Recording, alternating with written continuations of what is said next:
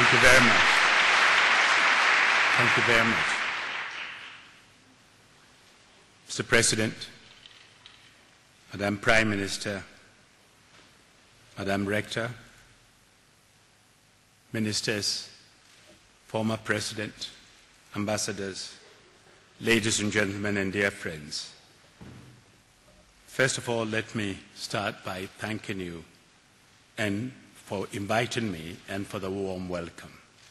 I noticed when Professor Nordal introduced me, she said, Kofi Annan is a man who needs no introduction. I have learned to be very careful when I hear that phrase, and I will tell you why. When I retired or left office, I wouldn't say retired. Yeah, this was Burns, the American comedian, who said retire. Retire means tired twice, and I'm not tired. But let me say, when I left the UN, after 10 years as Secretary General, we decided we were tired and needed a bit of rest. So we went to Como in Italy and took a house outside the village.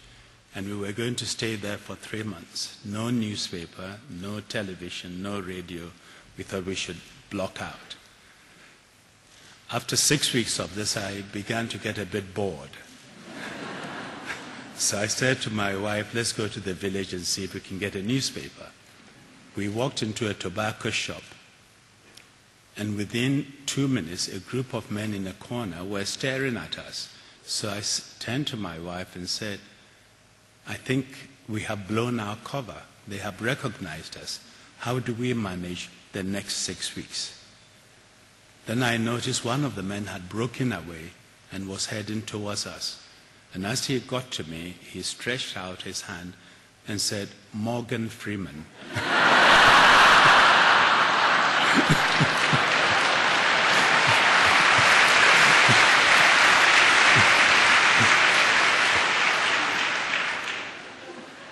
May I have an autograph? So I responded, sure. I signed K. Freeman. He was very happy, and we were very happy. And continued our stay quietly. I am indeed honored to be able to join you as you celebrate the university's centenary. You have, of course, a great deal to celebrate. It has been a century of remarkable growth for this university in terms of its size and reputation. The high standard of research and international partnerships you have forged underline the central role of the university is playing in finding creative solutions to the challenges we face. And challenges we have. I recall at the beginning of the century, I brought together 16 wise men and women to ponder the question, threats, challenges, and change, as we looked ahead into the new millennium. And they did come up with a host of challenges that we should be concerned about. The 6 clusters of challenges they wanted us to focus on was wars between nations and within nations, diseases, environmental degradation, internationally organized crime, and so forth. All these challenges are still with us. But we are now confronted with other 6. And of course, since we are going to have a conversation, I'm sure you will have lots of questions for me. But let me set the scene by making some brief remarks. And one of the things I want to focus on is how can we together restore confidence in our shared future? Confidence between people and leaders, in our institutions, and between countries. Unless we urgently begin to rebuild this trust and focus, I fear it will prove impossible to tackle the challenges we face. I say this because when I look around the world, I have a feeling that public trust is broken. the social trust, the contract between people and leaders, corporate and political, that the government will look after their welfare, that if a worker worked well and the company is prosperous, they will retain their jobs. And today we see that companies that have huge reserves and are making huge profits are kicking out workers.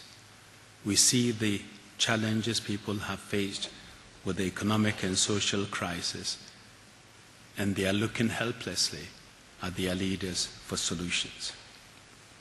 Without agreement on our common purpose and shared values, and without mutual confidence to put in place the right policies to deliver them, we will not be able to properly repair and rebalance the global economy. Nor will we find the vision and courage needed to take the hard decisions necessary to combat climate change. For no country, no matter how powerful or wealthy, can hope to tackle such challenges on its own. Ladies and gentlemen, our fate and fortunes have never been more closely linked, creating new opportunities but also new threats and challenges. Global challenges are being met with stubbornly national approaches and decisions on long-term threats influenced by short-term interest or the electoral cycle. The tumultuous events of this year show that we do not have the policy framework, institutions of governance and finance, or the leadership to manage this new world for the benefit of all.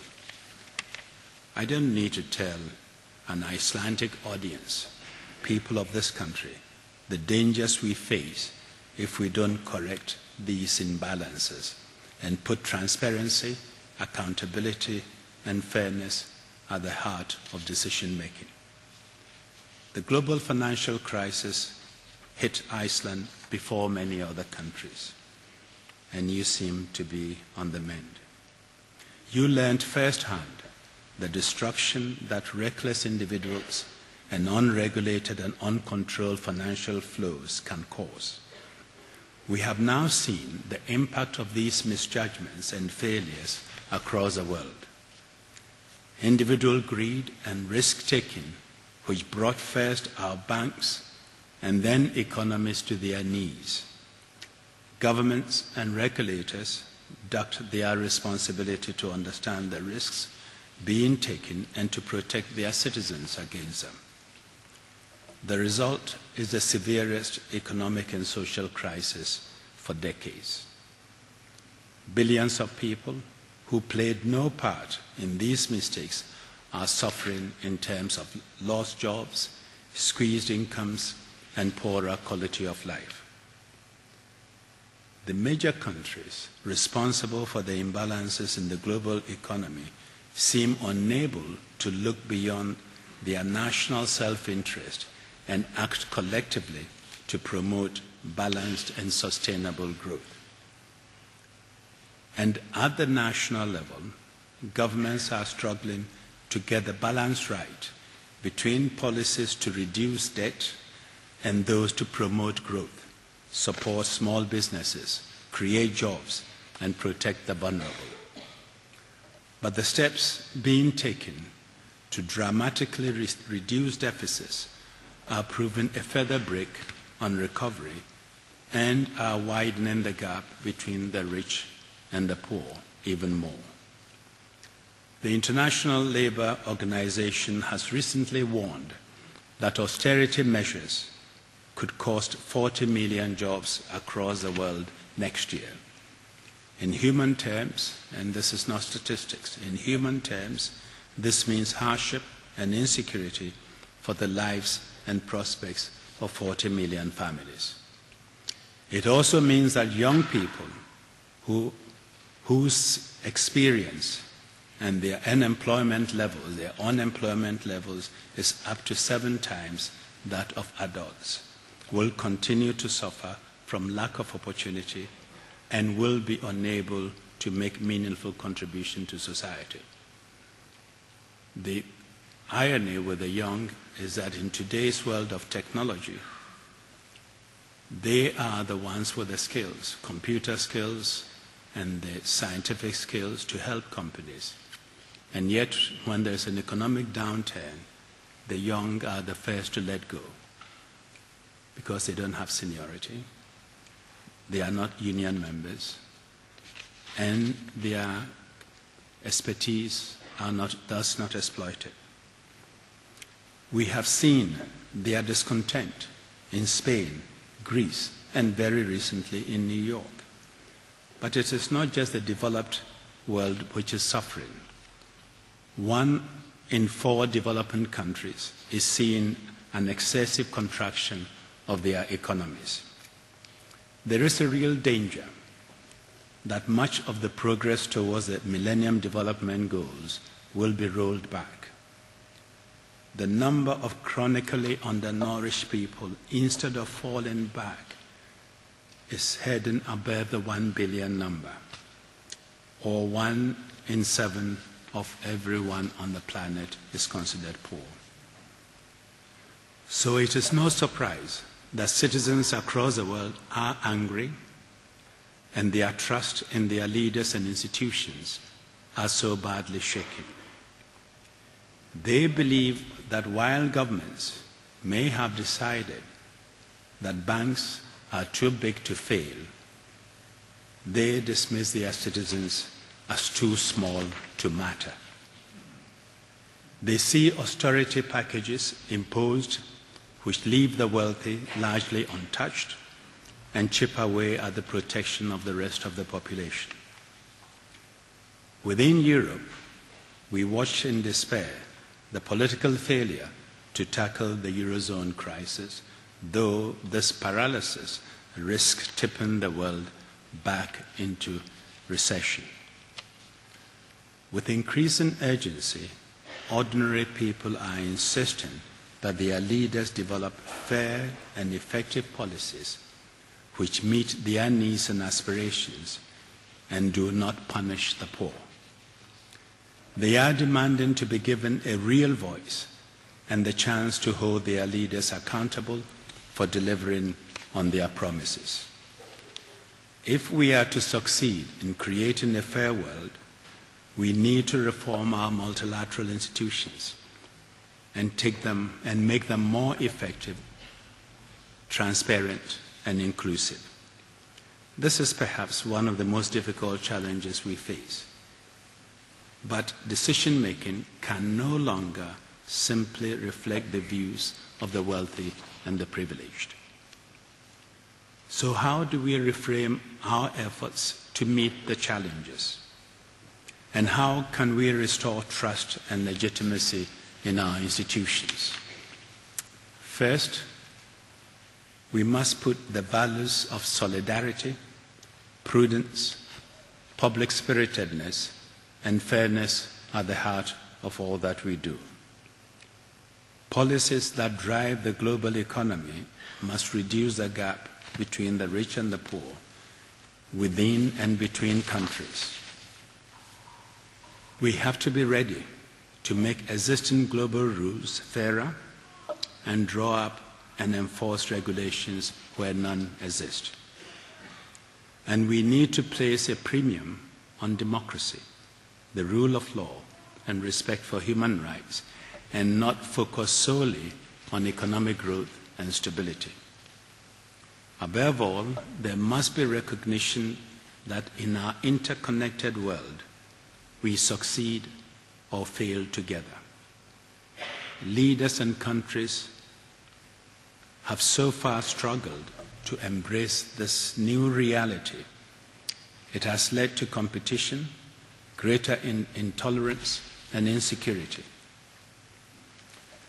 And the increasing discontent with political systems and standards of governance is not restricted to dictatorships in North Africa or the Middle East alone. Governance in mature and stable democracies also has weaknesses. We are seeing falls in voter turnout with an increase in support for divisive fringe groups. This apathy makes it easier for single-issue and special interest groups to capture the political process, which only further reduces public trust in governments. Unless we build trust, this gap between leaders and people will widen, and the risk of widespread social unrest will increase. Sadly, we are seeing the same failure of individual and institutional leadership and disconnect between citizens and their leaders over climate change. Again, as this country knows, climate change is not a future abstract challenge. It is happening now as we speak. It is an all-encompassing threat to security, to health, economic and social stability, and to life itself. Rising temperatures and the more frequent extreme weather events are already making conflict, famine, disease, and poverty worse. Our efforts to combat conflict, famine, disease, and poverty are already being impacted by rising temperatures and more frequent extreme weather events. No country will escape the impact of climate change. As with the economic crisis, no country can overcome it alone. Yet, we have still not found the vision or the courage to act on our common but differentiated responsibilities to tackle the catastrophic threat to future generations and our planet. In light of this failure, the forthcoming Durban conference becomes a crucial test for our leaders to look beyond narrow national and short-term interest. We need to find a way to make progress on a fair agreement to cut emissions. There must be a far greater focus, too, on developing innovative sources of financing and transferring knowledge and technology to help countries mitigate and adapt to climate change. Iceland, with this university in the lead, is already playing an important role by sharing expertise and developing technologies on sustainable sources of energy. And earlier today, I had the opportunity of visiting the geothermal center outside Reykjavik, and I was extremely impressed by what was going on there and your outreach to assist other developing countries. And I encourage you to continue, and we would want to work with you on that issue. I also want to commend you for all you're doing, but also to reinforce the importance of you stepping up these efforts and forging new international partnerships, particularly with developing countries. For the role of universities and researchers, along with the private sector, is key to building a low-carbon future. We need to find a way of greening the economy and manufacturing processes. And there are economists who maintain that if we succeed in greening the economy, the impact could be as important as the Industrial Revolution. And so those leaders, those businessmen, those countries that have the vision to innovate and look for green solutions will do well, in my judgment, in the future. You have a role, too, in addressing perhaps the most fundamental challenge which underlies both the economic crisis and the climate change. This challenge is to transform our use of the world's finite resources and put an end to unsustainable patterns of production and consumption. We cannot continue to consume the resources of the world as if there is no tomorrow. to develop green economies that are based on human well-being and environmental security and capable of supporting sustainable economic growth and development should be the challenge. Ladies and gentlemen, I do not underestimate the scope of these challenges or the difficulties ahead, but I remain confident that we will discover the common purpose needed to restore trust in our shared future. The main reason for this optimism is all around us today at this university. For the young people studying here belong to the first generation who can genuinely call themselves citizens of the world. You are also the future leaders and the leaders of the 21st century. Whether in Reykjavik or in Ghana, from where I've just returned, young people understand that we share this world. And while the current generation of leaders, including me, may be failing to live up to the challenge, we are already seeing the young, whether in the pro-democracy campaigns in North Africa or the global fight against poverty, step up to make a difference. So I would address my last closing remarks to you directly, my young friends. There can be no question as to the necessity or value of the courage and creativity of the youth. You know that you are going to inherit the world, and that the impact of decisions taken today or shirked now will affect you more than anyone else. So it is up to you to find the resolve to engage in the world and to change it for the better, and be the change that you want to see. Don't stand back and wait to be asked. Don't stand back and wait to be bypassed. It is your responsibility to remain engaged. And as I travel around the world, many young people come up to me and ask, what should we do to become good, responsible global citizens? And my answer, as always, is it starts in your community. It starts at the university. It starts at home. If you see something wrong, do something about it. Get together with your friends and try and correct it. We have no idea the impact of such action. It's sometimes just enough for a third party looking on, seeing somebody being bullied or being mistreated, to just stand up and say, this is enough, stop. We can't do it, and we can't accept this. You may not be able to beat up the bully, but it gives courage to the victim to stand up, to desist, and to fight back. And so, make your contribution, whatever little. If each one did his bit, collectively, we will make a giant contribution. I, for one, have confidence that you, the youth, are up to the task. So go out and make your difference. Thank you very much.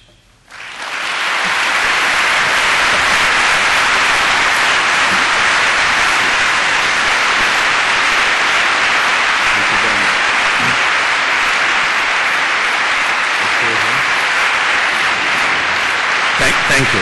Thank you.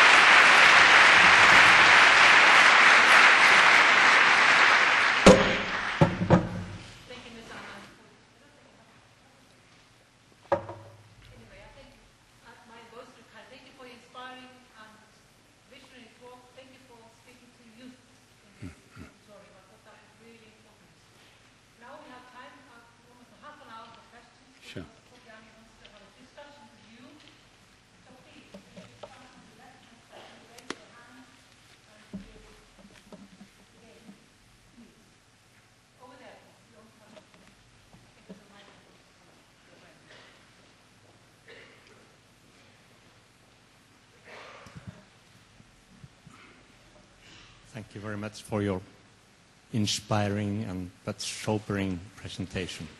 Now, I come from the University of Iceland, and you talked towards the end about the responsibility of youth.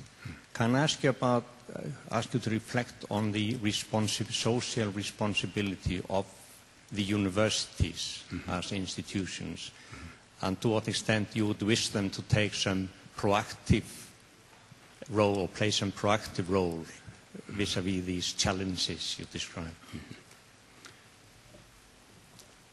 I see universities as institutions which should look at society in a dispassionate sort of way and look at the challenges we face and try and think through solutions to some of these challenges and put them forward, whether in the scientific field, the social field, health, or political field. Because sometimes those of us in the thick of things don't have time to sit back and reflect. And thinking is and should be an essential part of any leadership position. But the pressures are such that often that distance, that time to reflect is not always given to everybody. And so suggestions and research from universities can help. Even if the leader doesn't want to listen, you can publish it. And others can read it and ask the leader, have you seen this? Have you thought about this? And you make a contribution that way. And in some situations, it is also important, the American universities are quite good at this, working with industry, coming with inventions and solutions to problems. And that cross-fertilization between research and application is also very helpful for universities and the students. And so universities should not be ivory towers. They live and they are part of the community, and the problems of the community should be of concern to the university. So your research must have a bearing on the challenges we face. Thank you. The next one is on the left here. Yes, please, if you could. Hello. My name is Heimir Hannesson. I work for the Student Council, of which you've already met our chairman over there, and we're all here over here. You answered in a particularly beautiful way what an individual... Sorry, a bit slowly, I couldn't. Oh, okay. You answered in a very beautiful way what an individual can do to be the change you want to see in the world. Mm. But what can a group as the one which I work for do? How can we be the change? How can the group be a change? For example, a student council group. Yeah. In a way, it's easier for groups. It's easier for groups to identify issues they want to deal with and work together to bring about that change. And the group doesn't have to be very big. What is important is that you share an idea and a commitment and a vision that you want to implement or do something about, and you can explain your views, what you want to do, and get others to join you. And this is how societies change. It starts with the individual, but it often very soon moves into groups. I mean, look at what is happening in Chile, for example. It started with a small group of students asking for educational reform. It's become such a huge movement. You look at Egypt. It started with a small group of individuals, and suddenly you had a group working together to demand change and reform. And so I think what is important is if groups come together to do something, you must know what it is that you want to do, and you must also work out your approach and strategy and identify those you are going to work with, and also identify the means you are going to use to be effective, because sometimes groups act in a manner that is counterproductive. You can decide to go and see the dean to talk about something, to make suggestions.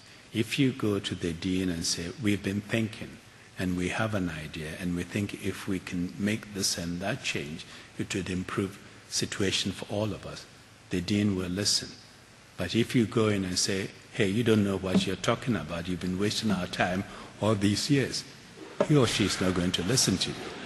So organize and deliver your message constructively and effectively. Thank you. Please raise your hands so I see them clearly. Next is Sigurður, please.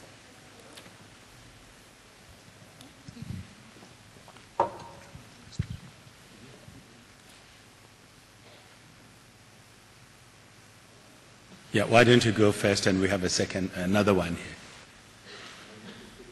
From the university. I don't know whether this is on. Thank you again for a truly enlightening address, and particularly I was intrigued by your emphasis on the importance of restoring trust. But I would like to, you mentioned the Millennium Development Goals, yes. And I am sort of intrigued by the importance of the last one, the 8th one, emphasizing the importance of partnerships, the role of cooperation.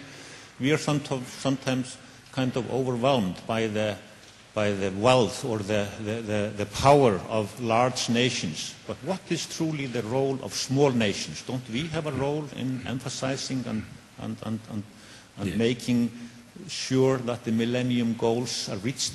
Yeah. No, all nations have a role to play. I think the 8th goal talks of international solidarity and cooperation. And honestly, as I stand here today, and even in my previous job as Secretary General, there are many smaller countries that make far greater contribution in percentage terms than the big ones. They don't make as much noise and seek as much publicity as some others. But there are lots of small countries that are doing good work, punching above their weight, making real contribution. And what I saw today here outside Reykjavik was a good example. There are other smaller countries that do so. It's not a question of big or small, but the acceptance that we share this planet and there is need for solidarity and we need to help.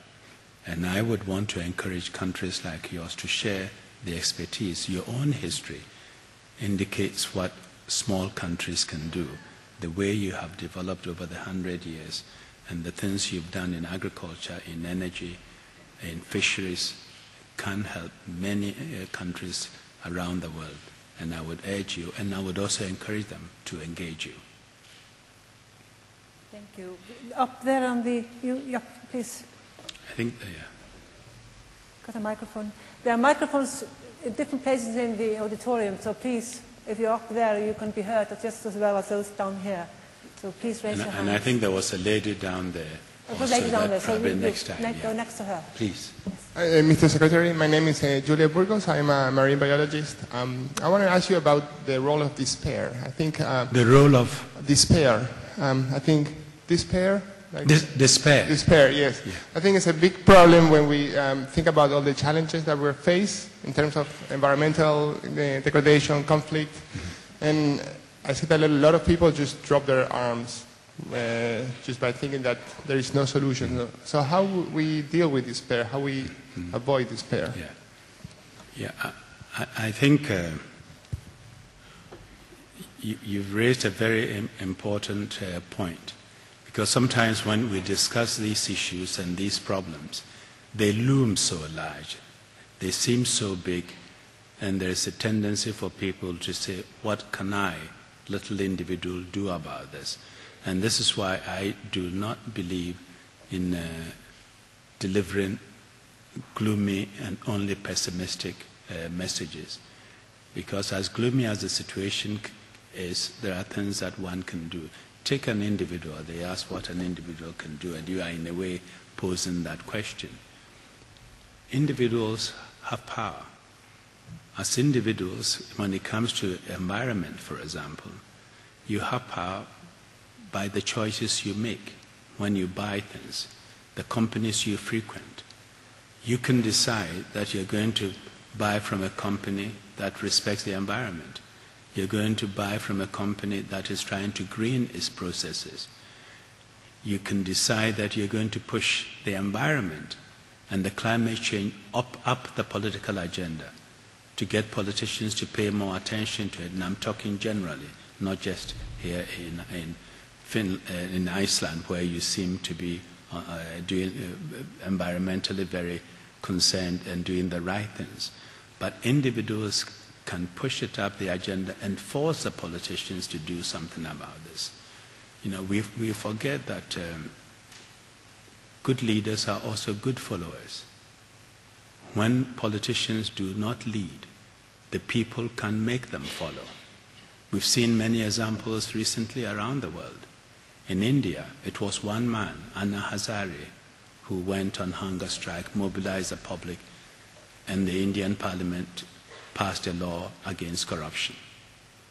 It was one individual who set himself on fire in Tunisia, rallied the people, and the government had to change.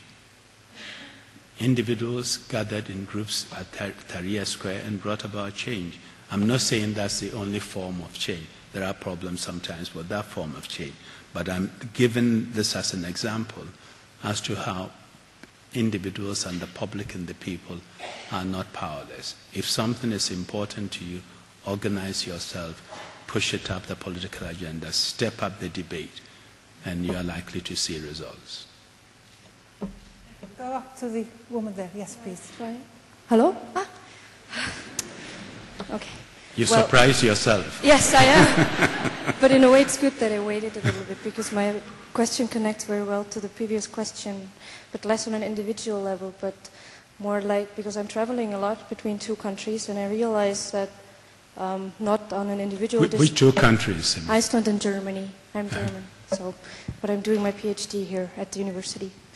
So I realized that the response on a political level, not just on an individual despair level, but on a political level, always seems to be also recourse to nationalism, because the problems, even though everyone knows the problems are global, the climate change and also the companies, the corporations, everything is connected, people don't seem to know how to tackle it and just take recourse to nationalism and focusing on just national measures. How can that be overcome despite the fact that the knowledge is there? Yeah, it's a sort of a pendulum which swings. When there are difficult economic conditions and you have unemployment, we have a tendency to blame the foreigners for everything. Not only have they come in to take jobs, not only are we spending money on them, not only have the foreigners, but take foreign countries, particularly China, taking all the jobs, and we become very suspicious and tend to want to protect ourselves. And the politicians also don't take time to explain to them. They feed on this. Some of the political groups feed on this, compounding the problem. The moment the economic conditions improve and people are feeling comfortable, they want to see the foreigners come in and do all the work they don't want to do. You know, and they are very happy to buy all the cheap foreign goods that come in, reduces price, whether it comes from China or not, it doesn't matter. So there you have the swings, but also lack of public debate and explanation, not explaining to them that, first of all, immigration has been going on for a very long time. You can't stop immigration. You have to manage immigration, manage it for the benefit of the country of origin, the transit country, and the recipient country. It takes real courage for people to migrate, to just pick up and go. And so we also need to have political dialogue without, even Europe. Very few politicians in percentage terms defend Brussels. People don't know what Brussels is about. They find Brussels is too far away. They vote for European parliamentarians and they don't see them until 4 years later when they are coming to ask for their votes again. And nobody is explaining what is happening to them, or happening in Brussels, how it impacts on society. In fact, some politicians put all the blame on Brussels. And then we begin to have problems with Brussels and nobody seems to understand what is happening. So we have to be honest, we have to be frank, we need to explain these things to the people. And the people are not stupid, they would understand. I often hear people say, no, it's too complicated. Nothing is too complicated to explain in simple terms. Nothing is too complicated that you cannot explain in 10, 15 minutes. So let's respect the people and engage them and have a real dialogue, not hide behind facile solutions and comments which get you political mileage but creates problems down the line. Up there, please.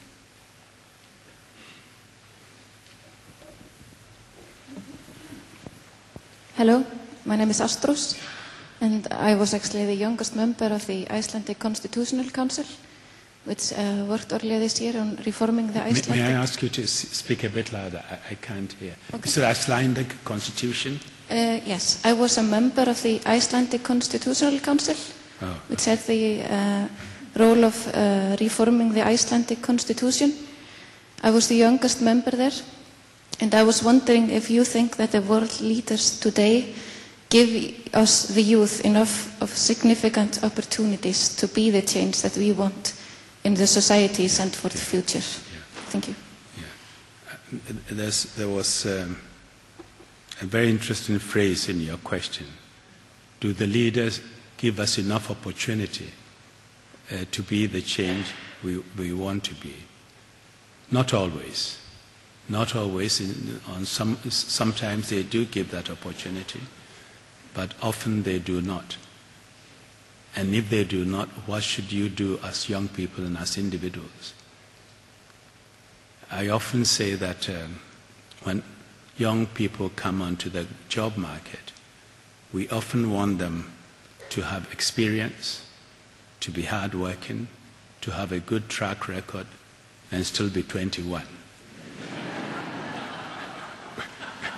We want them to have the experience, but nobody is prepared to give it to them. And so sometimes you have to assert yourselves. You have to understand, as I said, this is a world you're going to inherit. You have to get engaged. You have to organize yourself and make your position clear. It will not always be given to you on a platter. You have to find a way of engaging those in leadership and see how you can participate. One thing I have learned in my life is that there are two things that people find extremely difficult to give up. One is subsidies. Once you offer subsidies, it's extremely difficult to withdraw. The other is privilege. Those who have privileges and power don't give it up easily. You have to find a way of getting them to understand it's not going to last forever. It's in their interest to share and to give up. And of course, we are seeing it today. The world is changing. There has been a major shift in economic terms to the emerging countries, India, China, Brazil, South Africa, Indonesia, and I can go on. And yet when you look at the composition of the power structure, either in the Security Council or the International Monetary Fund, there's been very little changes. There are countries that wield influence in the IMF, and when you compare their position with some of the emerging countries, you ask yourself why, on what basis.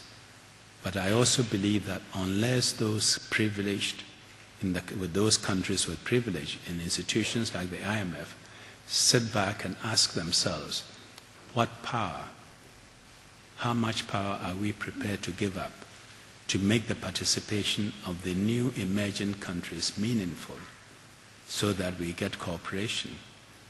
They are going to push to a point where you may see destructive competition, and that some of these countries may not necessarily accept the decisions that are taken in the organizations or institutions we use to try and help coordinate global governance. Kristín Valla, Sæunn. Yes.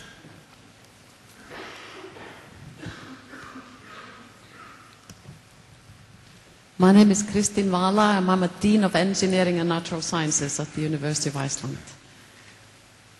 It has been claimed that for every dollar that is given to development aid, the developed countries rob the developing countries $10. So how can I, as a dean, with my faculty and students, help to turn this around? Well, one has to be very careful with those figures. Usually, but it's interesting to hear this one, because usually they turn it around the other way, that lots of money is pumped into the developing world and they see no results, because either the money is stolen or it goes into a hole. So it's good to get it from this angle. I think the main issue about development assistance is that, yes, it is necessary, it's part of international solidarity, but countries cannot develop on development assistance alone. The assistance has to be used to build capacity, to strengthen their ability to stand on their own. And if we do that, then we are making a real contribution. Because most countries would want to be able to stand on their own, trade themselves out of poverty, rather than continue to live on handouts. But the resources going into the aids must be used effectively. In fact, sometimes you read about big political announcements. Billions are going to go to Africa. For the past 5 years, I'm chairing a group called the Africa Progress Panel.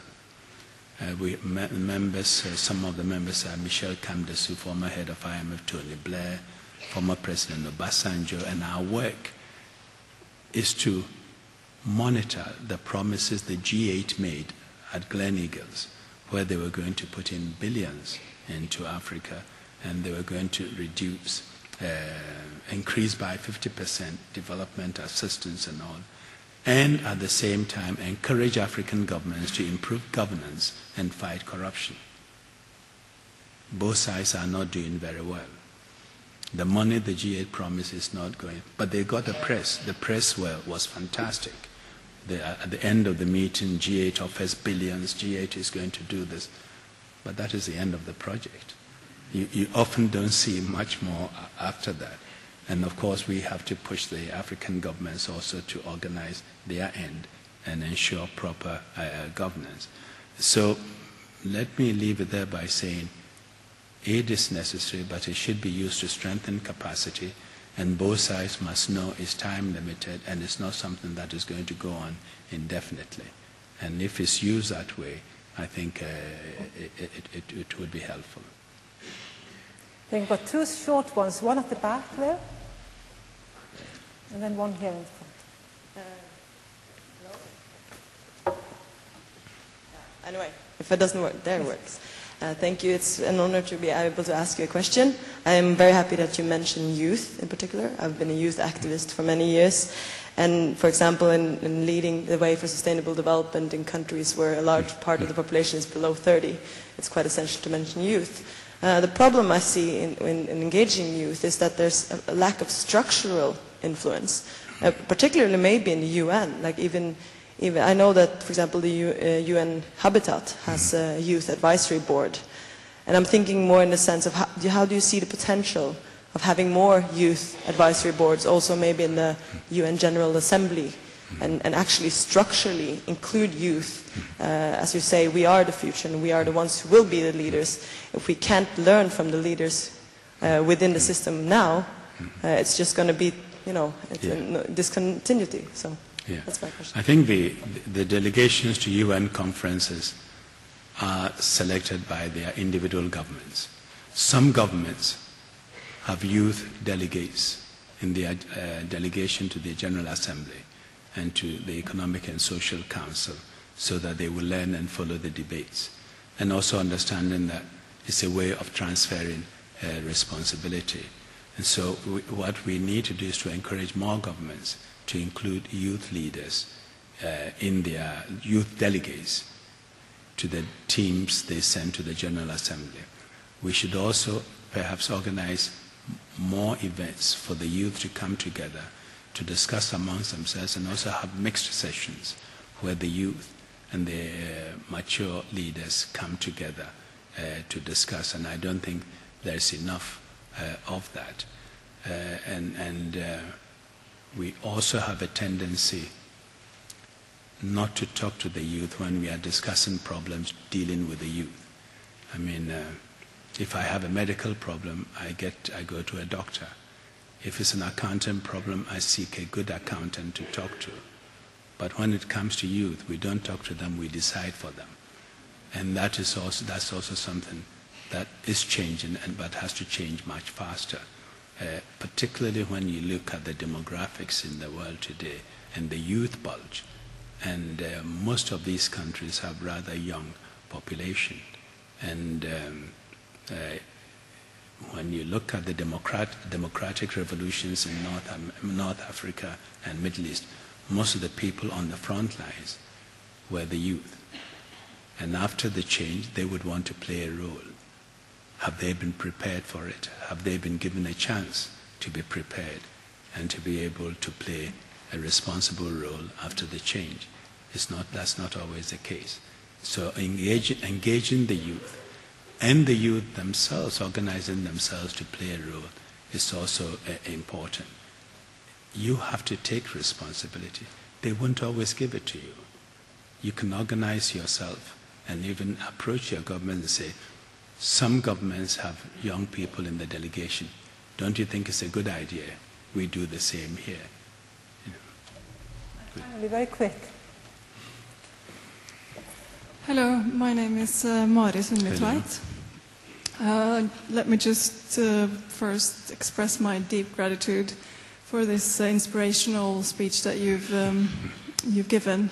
I think all of us in the audience were left with a little more courage and more. We believe in the future a little bit more than we did just an hour ago. So thank you very much for that. I think there have been very many nice thoughts also from the audience about giving young people a voice. And I just wanted to ask you in Norway now, maybe particularly after the tragic events that we had this summer, we're discussing quite a lot how young people, there are so many extraordinary, excellent young people out there working very hard every day to be the change. And when are you in fact old enough to have your voice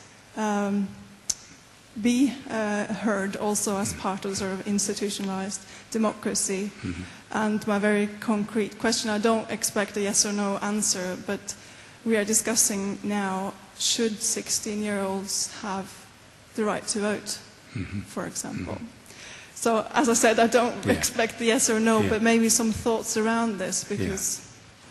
Thank you so much. Yeah. No, I think the young people these days have lots of information thrown at them. I think your generation know more than my generation did. You have lots of information, although sometimes I think my generation was a bit more mature than yours. Maybe I'm prejudiced. But you have definitely much more knowledge and information than we did.